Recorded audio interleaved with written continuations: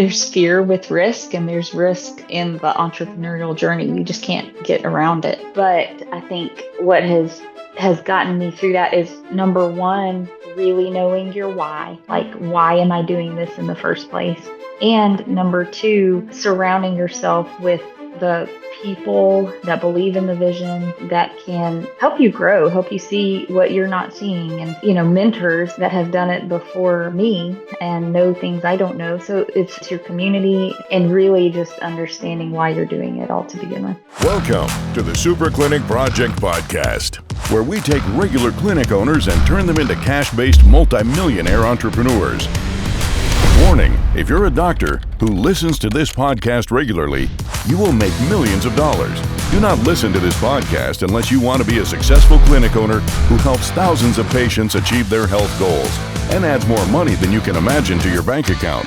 You've been warned. Welcome to the Super Clinic Project Podcast, where we take regular clinic owners and we turn them into super clinic owners.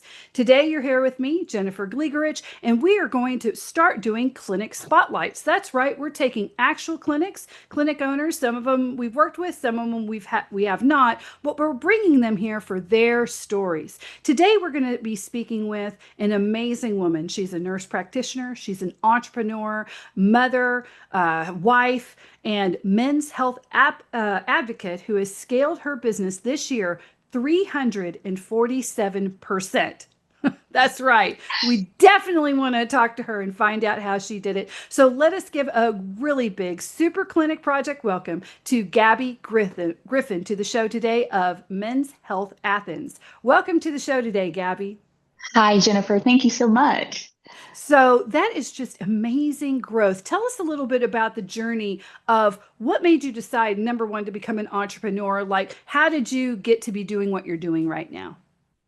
Sure. So, I actually had no idea this was in my future. My background was trauma and acute care surgery, and I love the acute care side of things, the adrenaline, no 2 days are the same. And I did that for years.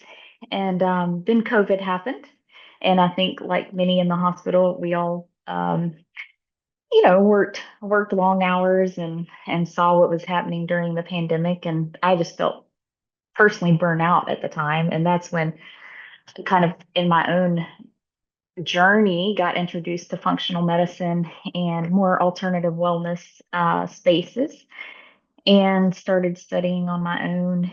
And I knew at that point, okay, that's where I'm headed. That's the direction I'm headed. So fast forward a few years, I uh, unexpectedly got pregnant and have my little son, and he's the best surprise. But on maternity leave, uh, the idea of going back to the hospital, I couldn't do it. And it was not in my plan. Like, my plan was to go back to the hospital, trauma work, and but it was during maternity leave that I said, I just can't do that anymore, those kind of shifts. And I wanted to, be a mom and kind of do life on my terms. So, it kind of set up our plans. I was home for about 6 to 9 months with him, and we started talking about what the next, phase looked like, and the rest is history. We kind of jumped in, and here we are. I want everyone to understand it. So, when life throws you lemons, there are ways to make lemonade. And one of the things that I talk about a lot is about ethical entrepreneurship. And what it really means is really think about your divine purpose on the planet and Hmm. what is your divine responsibility to yourself. And you just Hmm. showcased that so perfectly. Hmm. You had been doing something that was a good job. That's a great job. You're helping people. You are already into it. But then something happens and you have to continuously evaluate. And you Yep. evaluated and you took it's a risk, right? You did something very different. Sure. And there's fear with that. Can you tell people how it was dealing with that fear and how you work through that to get to where you're at right now? Because there is fear, like, what if it doesn't work? What if this Sure. happens? And your thought process to push you through that to get what you really wanted at the end of the day. Yeah, I think undoubtedly there's fear with risk, and there's risk in the entrepreneurial journey. You just can't get around it. But I think what has gotten me through that is number one, really knowing your why. Like, why am I doing this in the first place? And number two, um, surrounding yourself with the people that believe in the vision, that can help you, help you grow, help you see what you're not seeing, and mentors that have done it before me and know things I don't know. So it's your community, and really just understanding why you're doing it all to begin with. What would you say has been your, now that you've started out and now you've had incredible growth and you're continuing to grow and be in Mhm. that growth mindset? What are some of the, and it can be one or it can be many, aha moments you've had along the way that you feel like, ooh, this is a good one that if someone was starting another men's health practice just like me, Mhm. these are the things that I would tell them is this was important to know so you don't have to go through the same trial I had. What would that be? Yeah, I think there's several things. Probably the first, and this has been learned by well, number one, trial and error, and two, getting like really specific coaching. So I didn't know this at the time, so this is kind of hindsight in the last year or so. But um,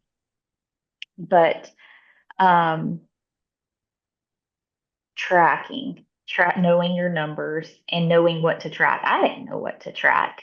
When I started out, the first 6 months, I was kind of spinning my wheels. I was doing, you know, what I knew, local networking and word of mouth, and even trying some advertising on my own. But that's not my, I didn't know that world. So I didn't have any kind of real background in it and or experience with it. So it was not really productive. I think the networking part that's just building relationships. It takes time. But as far as the paid advertising and trying to learn marketing, I I did not feel like I was very successful in that until I really started the accelerator launch and coaching. So that was kind of the first 6 months of trial and error, really trying to figure out what I didn't know. And then 6 months in, we met and started uh our launch accelerator, and it was the beginning of that where I learned what numbers are really important that I need to be tracking, and I wasn't tracking. I had no clue coming into it. And so, For those of you who are listening who aren't aware, Gabby's one of our first spotlights because she's actually a client that I worked with, and so I wanted to bring her on. But we're also going to talk to other clinics who have I've never worked with before to do a spotlight. So when she's talking about the accelerator program, she's specifically talking about ours. But this is really about your journey. So you would say that learning the numbers, learning tracking was a big one, and tracking no, consistently and yeah. accurately, correct. And then what what to focus on and what to pivot and change to improve. Because if you're not tracking it, you can't improve it. Um, and I didn't have any of that data really, other than I needed better numbers. So, so tracking was important. The other thing, I mean, for men's health specifically, it's a niche. There are certain, service lines that men are really interested in, and so I would uh, encourage another men's health entrepreneur to um, focus on the niche and not try to be everything or do everything. So really getting good at a master of one thing, or even a couple of things that guys really need in this space, but not try to be great at all of it at the outset. It's just a recipe for not good things. So you're saying focus on who Focus. you know you want to work with. Mhm. What made you decide that men's health was really where you could Yeah. make an incredible impact? Well, it was interesting. So when my baby was, 6, 9 months old, we started, doing our market research at what was in the area. I knew kind of this functional wellness was my direction. But it was multifactorial, I think, that there were a couple of general wellness clinics in the area doing well. There were a couple of women's focused clinics in the area doing the same thing for women.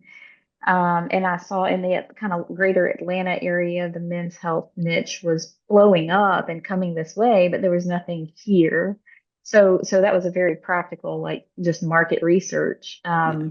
uh, thing. But then um, uh, seeing, honestly, on the personal side, seeing um, the just having experience with this type of healthcare that's that's lacking for men. Like there's this group of men out there that are having these symptoms, having these issues, but because of the current guidelines of conventional medicine and how they're Mm. treated and insurance rules and all of these things, they're not getting what they need. They're not getting the help they need. So they're, like, okay, well, here's an antidepressant, your labs are fine. Here's an antidepressant, or here is you know, I don't know, work out a little bit. Here's a sleeping pill. Just like here's a prescription, here's a band-aid, and it doesn't really fix the problem.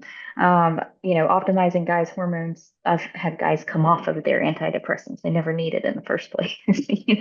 So That's just amazing. And I think that we need to talk about that more because I'm the mother of both boys and girls, but I can tell you that the healthcare is different. It's struggling on both areas. On the women's mhm, end, you get women to say, yeah, I can go in there and I'm having a heart attack. And they'll go, oh, you probably just need to lose some weight.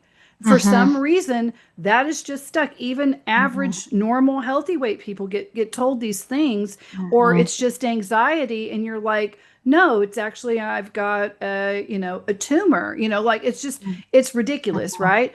And mhm. so, and that is because the system is It is. broken and it's continued to break. And it's interesting to me because we get this assumption that men are just walking around getting the best of everything, but that's not true. It really is all of us. Yeah. And I love the fact that you saw that, you noticed it, and you were like, hey, you deserve good health care too. We There's all a do void deserve here. There's a great health void. care. Yeah, yeah, and not to be brushed off or just given a band-aid for really what an issue that could be fixed and really have a good quality of life. That we want our guys to have, because when they're stronger and healthier, our families are, our communities are. So that's kind of why I went this route. Well, I'm glad. So, going back to the more entrepreneurial part, what routines do you follow every day that you think has helped you to have such explosive growth? Not just, well, there is a desperate need and I'm helping people who need me to help them. I mean, Sure. that's where the market research comes in. I mean, yes, Mhm, we are here bringing our divine purpose to the forefront, but at the same mhm. time, is there a need for this purpose here, right? Or Sure, and there sure. was. Mhm. So besides that, what other routines do you feel like you follow that can be very helpful for other entrepreneurs, not just clinic owners?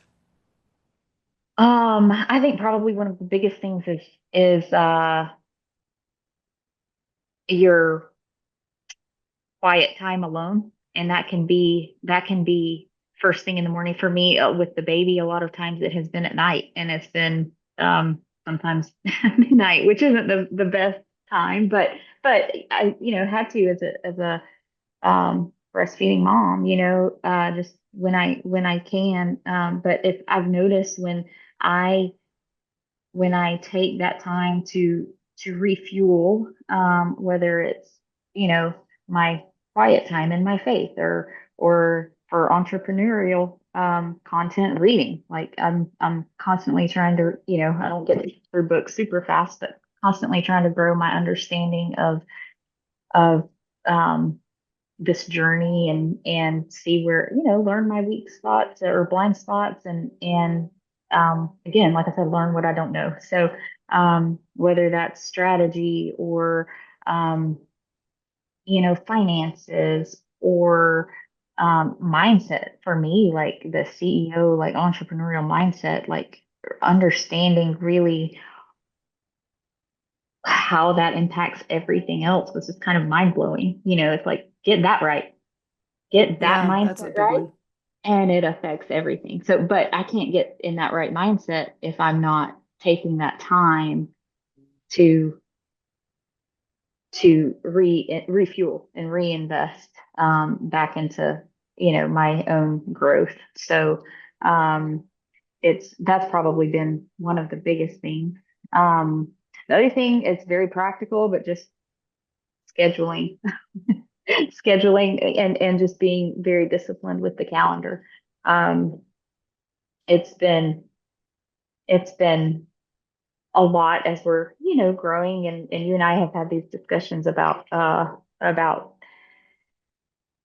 being the almost sole provider in the clinic and wearing the CEO hat and like that the administrative tasks and also wearing all the hats, janitor and all of that too. So it's like Mhm. you just learning how to juggle it all, and you cannot do it all well without being really disciplined with your time. Yeah, one thing, you've been very disciplined, but you've also grown. So you have other people now that are Yes, helping. that has And made a world. yeah, yeah. So that is a big difference is you grow when you're supposed to grow and push Hmm. yourself to that growth. Even though growth can be scary because you think, well, what if we don't get enough business to keep them? Or what if Right. they, stuff like that. What would you say has been the biggest challenge? Because you're still a newer clinic, but you're growing and you're doing a great job. Hmm. Now we're pushing to getting to that $1 million clinic status. Like we're about Hmm. what, 10,000 a month or so, about 10 to Yeah. 13,000 from that. If we can get to that, then it's $1 million, Hmm. business.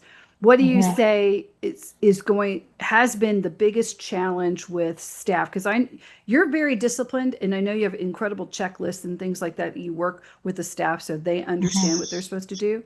But what would you say has been your biggest challenge so far in just growth? And because I know hiring is a deal, right? It is a deal for It all of our clinics. is. It's a deal. And you think you're wanting one of the biggest challenges, Yeah, probably? challenges and how you came to the forefront with that challenge. I'm thinking of one specifically, but I'm wondering if you'll think of the same one. Um, Challenges. Well, it's been such a learning curve. There's been multiple challenges. I'm not sure if I'm thinking of the same one you're thinking Okay, of. so I'll say that she has an incredible staff, but learning to be a boss to communicate with the staff was a Yes. challenge on how to communicate what the actual outcomes that you needed to have in Yes. order for the clinic to experience growth and for the staff to be able to look forward to continued growth in their pay and growth in other things. And Yeah. you're being able to figure the communication cadence down and how you were to do that without Yeah. just getting frustrated and saying, okay, well, we're just going to let people go, right? That is, Hmm. I think, too many people. I'm quick to that if I get like mad, right? Hmm. and I've, Hmm. but at the same time, the hiring and the training and everything else, you Yeah. can't be too quick. You've got to look, have I done everything? You've been very good, I Hmm. think. In fact, even better than me, I will give you all the credit on thinking to yourself, have I done everything I needed to do Hmm. in order to communicate what the needs are so that they can action on them? Hmm. Hmm. And I had to learn, um, you know, weekly check-ins, one-on-one check-ins, how to effectively um, communicate expectations and also hold people accountable for those expectations. And I wouldn't say I've arrived. Like that's an ongoing process. Um, but just I think realizing the need for that and you have to rise to the occasion and do it. No one else is going to do it. Yeah. Like you just got to do it. I think that's probably, um, I'll, we're not taught business, we're not taught management, we're taught clinical, like clinical work, right? And so how to manage people is a whole different ball game that I'm having to learn. Yeah, I think you're doing a good, I think you've been doing a really good job of it. So, what are you most excited about for men's health for the future?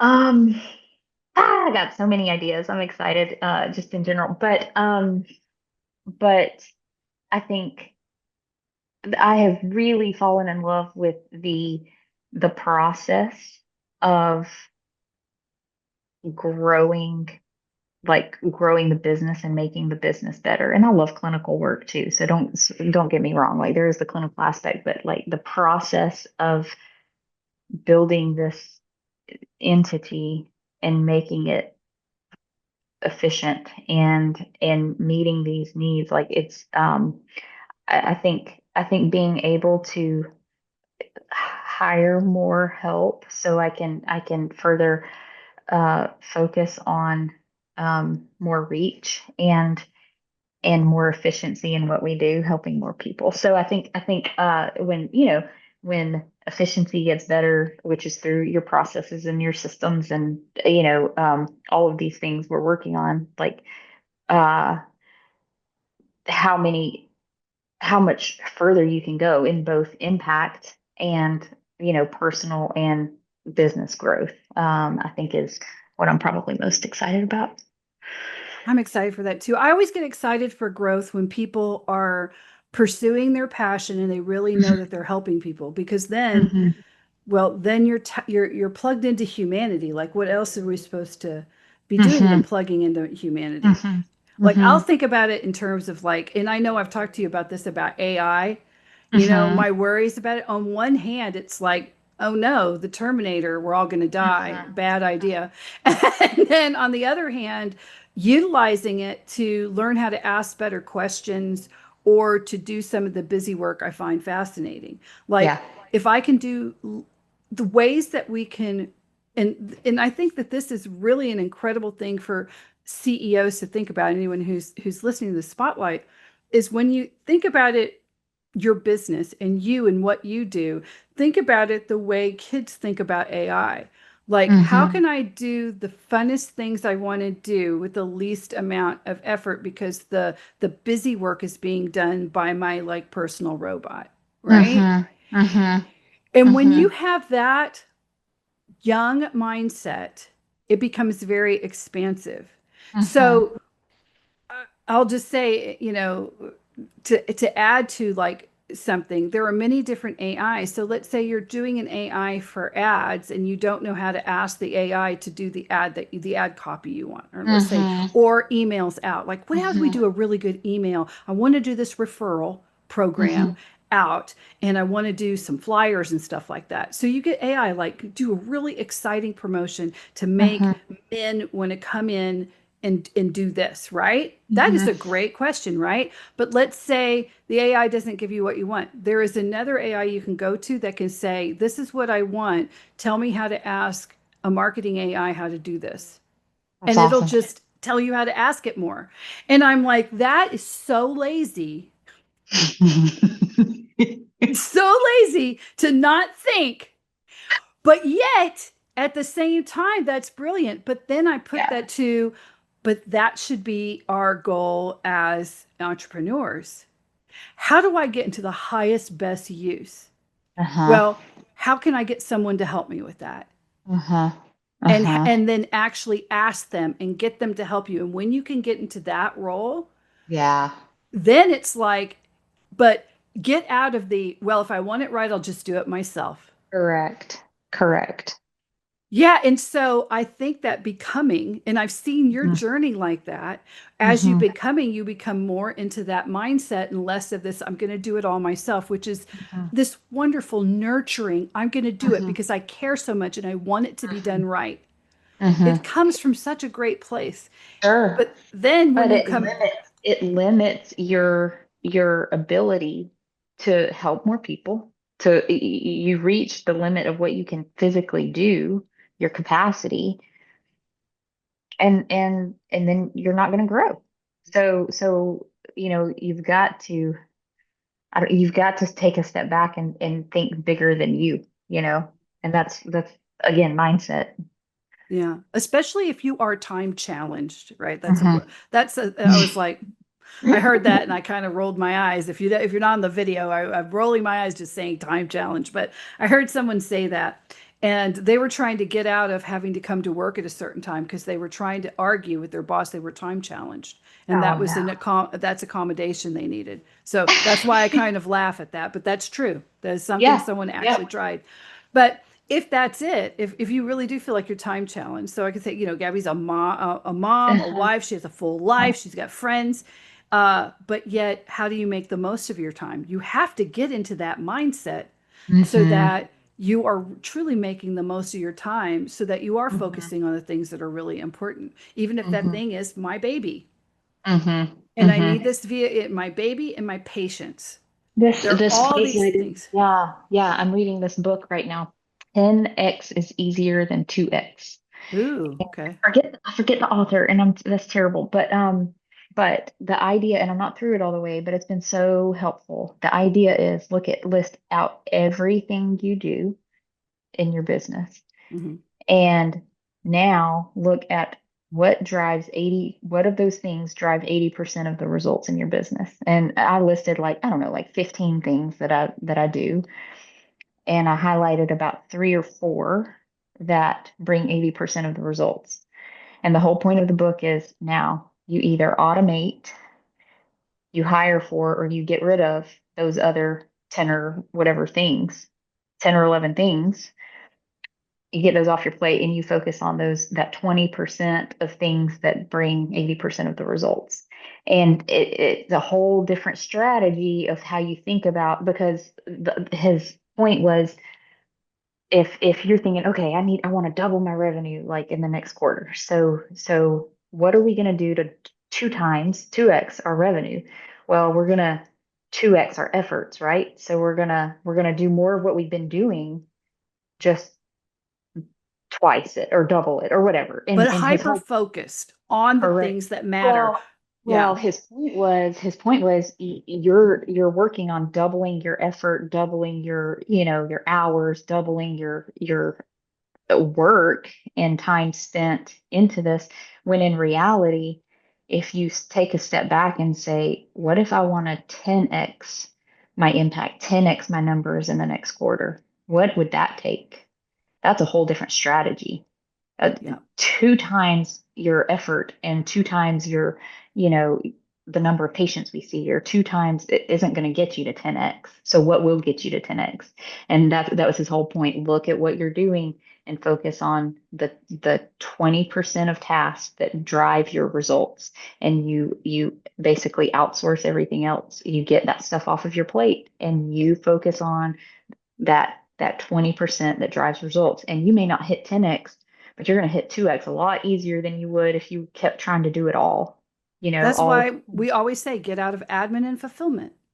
Yep, yep, Those are yep. the That's first exactly it. two that when we say, well, how much is admin, how much is fulfillment? It's the Hmm. same principle, but I Hmm. love the way he says that. I'm going to look at that too because It's been there so helpful, Jennifer. yeah, because I'm reading a book right now that, well, I'll tell you about that later, that's absolutely, I think, life-changing, that I'm going to Hmm. use from now on. And I'm like, Hmm. I've told myself this a million times. Hmm. It's like most of what you hear, you're like, but I've heard that before. But Hmm. sometimes it takes someone saying it in a different way Yep, for you to yep. go, oh, that's what that really means to Hmm. you to do Hmm. it. Yeah, I Hmm. love that. I love 100%. it when we find Yeah. those. Yeah. Yeah, I feel like that's what this book, has done for me, and it's just kind of reshaping how I'm looking at, the calendar I talked about, and all of Mhm, these, like we talk about fulfillment, or all of these things. I'm mhm. wearing all these hats, and it's like, um, what 20% can I focus on? and, either hire, automate, or get rid of those other things that are not driving results. So, and then you focus on that 20%, and the idea is keep doing that. Do that every month, like reevaluate every month, and you will grow. You can't not grow doing that. Right. That's great advice. That's actually really good, solid advice. I appreciate you telling us about Yeah. that. Okay, so before we go, tell us a little bit. So again, we've been talking with Gabby Griffin, and she is the founder of Men's Health Athens. She works with men. Tell everyone how they can find you and where to go to see Yeah. you. Yeah. Yeah. So we're just right out of Athens, Georgia. You can menshealthathens.com. We're on Facebook. We're on all the big social media, just Men's Health Athens. Pretty easy to find. Okay. We are at menshealthathens.com, or you can go to superclinicproject.com. And if you go to our free school, we have it in there. We'll have this episode, and we'll even have we usually make a quiz, or sometimes it's a spreadsheet, sometimes it's a worksheet that goes along with every single episode. We're going to do that for our super clinics too, and we're on, of course, all platforms. But I want to thank you, Gabby, for being here today on our clinic spotlight, and I hope that we have you back again when you 500%ed, because I know that you're going to do it. Thank you so much, Jennifer. Thank you. You've been listening to the Super Clinic Project podcast. If you like what you hear, subscribe and stay tuned for further episodes of the Super Clinic Project podcast.